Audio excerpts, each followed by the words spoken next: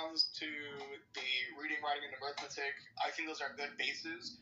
But for example, when I mentioned that those types of literacy classes, financial literacy classes, would come around 11th or 12th grade, right when you're about to go to college and get out of high school.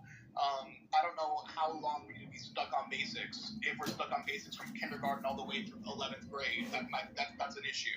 We shouldn't need to be stuck on basics for that long. Basics should end at focus on the basics until you get it right, until you get it competent.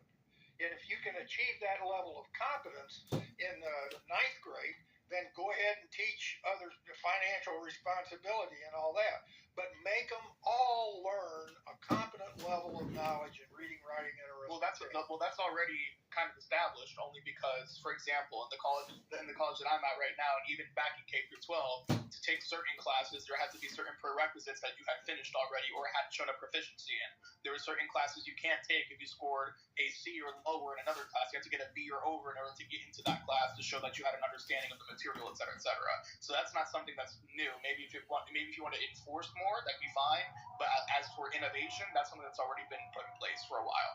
Well, okay, and again, we're not talking about college. We're talking about just K through 12 has it as well. There are certain advanced placement classes that you wouldn't be able to take, certain honors classes you wouldn't be able to take, certain language classes you wouldn't be able to take without certain prerequisites showing a proficiency at a certain level. So that's already in place in K through 12 as well. But I would also maintain that public schools are not accountable in how they report proficiency. We overgrade. If public schools wouldn't be accountable, or I'll ask you this question, not as a gotcha, but just for consistency purposes, would you say that private schools or charter schools would be even less accountable by that sense? I can only speak from my own, very, very dated. I went to public high school, graduated, then I went to, quote, charter school before I went to college, and the difference was night and day, but that was centuries ago.